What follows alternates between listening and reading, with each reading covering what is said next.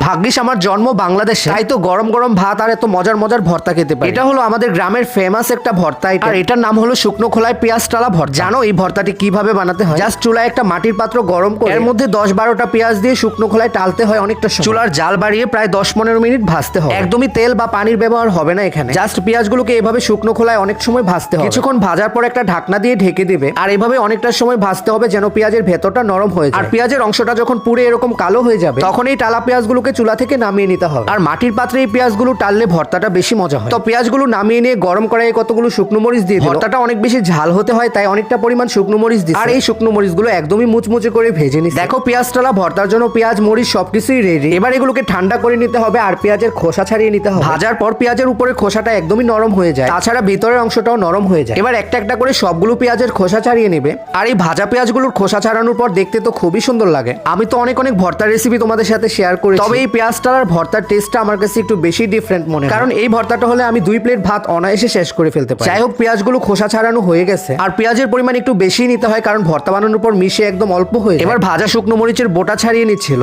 আর আগেই বলেছি এই ভর্তাটা একটু ঝাল করে বানানো হয়, তাই সবগুলো মরিচ দিয়ে এরপর পরিমাণ মতো লবণ দিয়ে শুকনো মরিচগুলোকে ডলে ভর্তা করে নিচ্ছিল। আর মুচমুচে মরিচে ডলা পড়া মাত্রই মরিচ গুঁড়া হয়ে গেছে। তাছাড়া ভাজা শুকনো মরিচের এই ঘ্রাণটা তো আমার খুবই প্রিয়। মরিচ ভর্তা করা হয়ে গেলে এবার পেঁয়াজগুলো ভর্তা করে নেবে। এভাবে হাত দিয়ে পেঁয়াজগুলোকে ভেঙে নিতে হবে। আর দেখো পেঁয়াজ টালার পর পেঁয়াজগুলো একদমই নরম হয়ে গেছে, হাতে নিয়ে সামান্য চাপলেই পেঁয়াজগুলো ভর্তা হয়ে যাচ্ছে। তোমরা চাইলে শিলপাটায় বেটেও ভর্তা করতে পারো, তবে এই ভর্তাটা শিলে না বেটে হাতে মাখিয়ে বানালেই বেশি মজা হয়। সবগুলো টালা পেঁয়াজ হাত দিয়ে এভাবে গলিয়ে নিচ্ছে, তারপর মরিচের সাথে পেঁয়াজগুলোকে ভর্তা করে নিতে হবে। আর টালা পেঁয়াজের এত সুন্দর ঘ্রাণ তোমরা কল্পনাও করতে পারবে না। অলরেডি আমার মুখে পানি চলে আসছে এইটুকু দেখে। যাই হোক, পেঁয়াজ মরিচ সবকিছু একসাথে খুব ভালো করে ভর্তা করে নিল।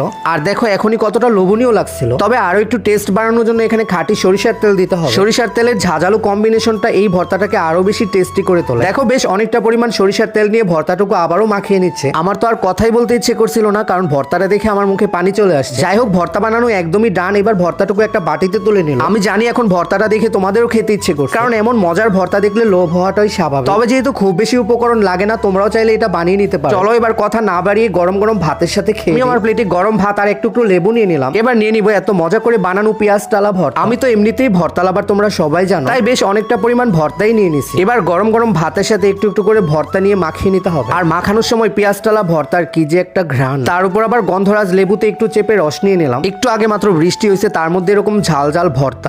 আজকের ফিলটাই তো একটু অন্যরকম ছিল। আর গরম ভাতের সাথে পেঁয়াজ টালা ভর্তা দিয়ে মাখিয়ে না একটু মুখে দিলাম। ট্রাস্ট মি গাইস, এটা আমার কাছে সেরা একটা ভর্তার রেসিপি। আর খাবার ফাঁকে ফাঁকে লেবুর খোসায় বাইট নিতে তো আরো বেশি মজা লাগছিল। জানি না তোমাদের কাছে আমাদের আজকের ভর্তা রেসিপিটা কেমন লাগছে, তবে ভালো লাগলে অবশ্যই তোমাদের মতামত জানিও। আর ভিডিওটা একটা লাইক শেয়ারও করে দিও। আজকের মতো যাই, সবাই ভালো থেকো, সুস্থ থেকো, আল্লাহ হাফেজ।